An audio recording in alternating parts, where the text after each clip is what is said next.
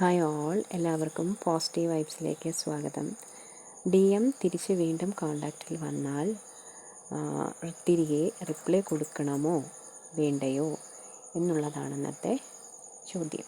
Okay, അപ്പോൾ DM വീണ്ടും കോണ്ടാക്റ്റിൽ വന്നു കഴിയുമ്പോൾ നിങ്ങൾ ചിന്തിക്കുകയാണ് റിപ്ലൈ കൊടുക്കണോ എന്ന് ചിന്തിക്കുമ്പോൾ നിങ്ങൾക്ക് ടെൻഷനാണ് തോന്നുന്നതെങ്കിൽ, അതായത് ഇനിയും സെപ്പറേഷൻ ഉണ്ടാകുമോ, ഇനിയും ഞാൻ ഇത്രയും നാൾ ഹീൽ ചെയ്ത് ഞാനൊരു വെച്ചിട്ടുള്ള എൻ്റെ എനർജീസ് അത് ലോസായി പോകുമോ, പഴയതുപോലെ ഞാൻ വീണ്ടും DMലോട്ടൊരു കോഡിപ്പെൻഡൻസിയിലേക്ക് പോകുമോ, അതായത് DMലേക്ക് എൻ്റെ ലോകം DMലേക്ക് മാത്രം ചുരുങ്ങി എന്നിലുള്ള വ്യക്തിത്വം നഷ്ടപ്പെട്ടു പോകുമോ എന്നൊക്കെ ടെൻഷൻ ഉണ്ടെങ്കിൽ നിങ്ങൾ കോണ്ടാക്റ്റിന് റിപ്ലൈ കൊടുക്കാനായിട്ട് പോകണ്ട. ഓക്കെ, എന്തെന്നാൽ അങ്ങനെ ഒരു ടെൻഷൻ ഉണ്ടെങ്കിൽ സ്വാഭാവികമായും DM വീണ്ടും ഒരു സെപ്പറേഷനിലേക്കൊക്കെ പോകാനുള്ള ചാൻസസ് ഉണ്ട്. അതായത് ഇപ്പോൾ ഒരു സെപ്പറേഷനിൽ പോയിട്ട് തിരികെ വരുന്ന DMന് അവിടെ അദ്ദേഹം ഇതുവരെ നിന്നിട്ടുള്ള സാഹചര്യങ്ങളിൽ തിക്തമായ അനുഭവങ്ങളോ അതല്ലെങ്കിൽ ഇപ്പോൾ യൂണിവേഴ്സ് അദ്ദേഹത്തെ ഓർമ്മിപ്പിച്ചുകൊണ്ടേയിരിക്കും, DFനെ കുറിച്ച് ഓർമ്മിപ്പിച്ചുകൊണ്ടേയിരിക്കും. ഈ രണ്ട് കാരണങ്ങൾ കൊണ്ടാണ് അയാളുടെ ലൈഫ് ലെസൺസ് ചിലതൊക്കെ പഠിച്ചിട്ടുമാണ് അയാൾ വീണ്ടും കോണ്ടാക്റ്റിലേക്ക് വരുന്നത് എന്ന് കരുതി അയാൾ സ്പിരിച്വലി അവേക്കൻഡ് ആയി എന്ന് നമുക്ക് പറയാൻ സാധിക്കില്ല. അങ്ങനെ ഒരു സാഹചര്യത്തിൽ വീണ്ടും കോണ്ടാക്റ്റിൽ വരുമ്പോൾ സെപ്പറേഷൻ വരാൻ ചാൻസസ് ഉണ്ട്.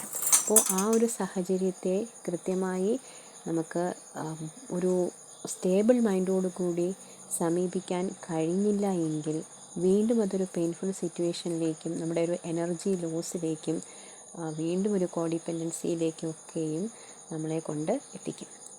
അല്ല, നിങ്ങൾക്ക് ഇത് അക്സെപ്റ്റ് ചെയ്യാൻ തയ്യാറാണ്, അവർ വന്നു, നിങ്ങളത് തിരികെ സംസാരിച്ചു, അവർ പറയുന്നത് എന്തെന്ന് കേൾക്കാൻ തയ്യാറാണ്, ഒരു ഓപ്പൺ കമ്മ്യൂണിക്കേഷൻ നിങ്ങൾ പ്രതീക്ഷിക്കുന്നുണ്ട്, പക്ഷേ കിട്ടിയില്ലെങ്കിൽ അത് സാരമില്ല. ഞാൻ അങ്ങനെ പറയാൻ കാരണം ഓപ്പൺ കമ്മ്യൂണിക്കേഷൻ അവിടെ നിന്ന് വരാൻ DMൻ്റെ ഭാഗത്തുനിന്ന് കിട്ടാൻ പ്രയാസമാണ്. അങ്ങനെ ഉണ്ടായാലും നിങ്ങളത് അക്സെപ്റ്റ് ചെയ്യുന്നു, ഒരു പക്ഷേ വീണ്ടും സെപ്പറേഷനിലേക്ക് പോയാലും നിങ്ങൾക്കത് ഹാൻഡിൽ ചെയ്യാൻ സാധിക്കും, നിങ്ങൾ അത്രയും സ്റ്റേബിളാണ് എന്നുണ്ടെങ്കിൽ ഓക്കെ ഫൈൻ, നിങ്ങൾക്കതിലേക്ക് റിപ്ലൈ കൊടുത്ത് ആ കമ്മ്യൂണിക്കേഷൻ മുന്നോട്ട് കൊണ്ടുപോകാവുന്നതാണ്.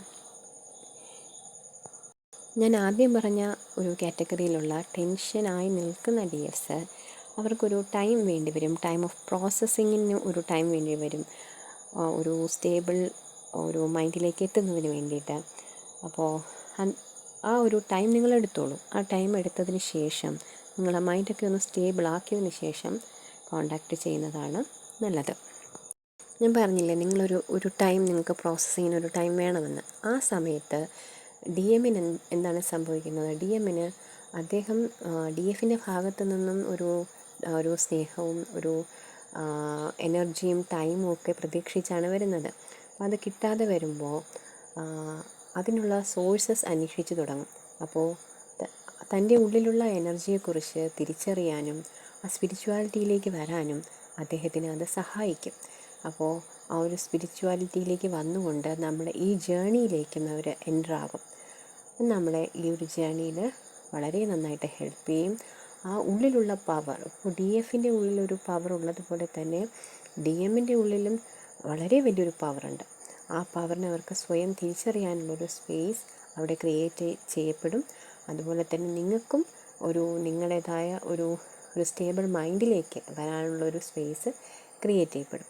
ഞാൻ രണ്ടാമത് പറഞ്ഞ കാറ്റഗറിയിലുള്ളവർ അവർ ബോൾഡായിട്ട് ആ DF വരാൻ കാരണം അവർക്ക് അത്രയും നാളത്തെ ഒരു ഹീലിംഗ് പ്രോസസ്സ് അവർ കഴിഞ്ഞിട്ടുണ്ടായിരിക്കും. അതുപോലെ തന്നെ അപ്പോൾ അവരുടെ ഉള്ളിൽ അത്രയധികം എനർജീസ്, അവരുടെ ഒരു പേഴ്സണാലിറ്റി തന്നെ വളരെ പഴയതിൽ നിന്നും വളരെയധികം ഡിഫറെൻ്റ് ആയിരിക്കും. അവർക്ക് കാര്യങ്ങൾ ഒരു പുതിയ പേഴ്സ്പെക്റ്റീവിലൂടെ കാണാൻ സാധിക്കും. ബൗണ്ടറീസ് സെറ്റ് ചെയ്തുകൊണ്ട് എല്ലാവരോടും, അവരുടെ പാർട്ട്ണറോട് മാത്രമല്ല, കൗണ്ടർ പാർട്ടിനോട് മാത്രമല്ല, എല്ലാവരോടും ഒരു ബൗണ്ടറി സെറ്റ് ചെയ്തുകൊണ്ട് അവർക്ക് അവരുടേതായ സെൽഫ് റെസ്പെക്റ്റിൽ നിന്നുകൊണ്ട് മറ്റുള്ളവരെയും റെസ്പെക്റ്റ് ചെയ്തുകൊണ്ട് പെരുമാറുവാൻ സാധിക്കും. ആ ഒരു ലെവലിലേക്ക് ഒരു DF എത്തിക്കഴിഞ്ഞാൽ അവർക്കൊരു ചിന്തിക്കേണ്ട ആവശ്യം പോലും വരില്ല, അവർക്കൊരു ടെൻഷനും വരത്തില്ല. അവരതിനെ വളരെ കാര്യമായിട്ട് അതിനെ ഡീല് ചെയ്യും. ഹൈലി അവേക്കൻഡ് ആയിട്ടൊരു ഡി എഫിന് മാത്രമേ അങ്ങനെ സാധിക്കുകയുള്ളൂ. എങ്കിൽ പിന്നെ ആ പ്രോസസ്സ് അവിടെ ഒരു യൂണിയൻ്റെ ചാൻസസ് വളരെയധികം കൂടുതലാണ്. അതൊരു ഡിവൈൻ യൂണിയനിലേക്ക് എത്തിക്കുക തന്നെ ചെയ്യും. അപ്പോൾ നിങ്ങൾക്ക് ഈ രണ്ട് രീതിയിലും ചിന്തിച്ചിട്ടും കിട്ടുന്നില്ല എന്നല്ല, ഒരു കറക്റ്റ് സൊല്യൂഷനിൽ എത്താൻ സാധിക്കുന്നില്ല എങ്കിൽ ഡിവൈനോട് തന്നെ ചോദിക്കുക, ഡിവൈൻ, എൻ്റെ സിറ്റുവേഷൻ ഇങ്ങനെയാണ്, എനിക്ക് എന്ത് ചെയ്യണമെന്നറിയില്ല, എന്നെ ഒന്ന് ഗൈഡ് ചെയ്യൂ എന്ന് റിക്വസ്റ്റ് ചെയ്യുക. അതല്ലെങ്കിൽ വേറൊരു സൊല്യൂഷൻ ഉള്ളത്, നിങ്ങൾക്കൊരു പേഴ്സണൽ ടാരറ്റ് റീഡിങ് എടുക്കാവുന്നതാണ്. അപ്പോൾ അതിന് വേണ്ടിയിട്ട് എൻ്റെ വാട്സപ്പ് നമ്പർ ഞാൻ കൊടുത്തേക്കാം, നിങ്ങൾക്കതിൽ കോൺടാക്റ്റ് ചെയ്യാവുന്നതാണ്. പെയ്ഡാണ് റീഡിങ്. അപ്പോൾ അതിലൂടെയും നിങ്ങൾക്ക് ഗൈഡൻസ് തേടാവുന്നതാണ്. Okay, thank U.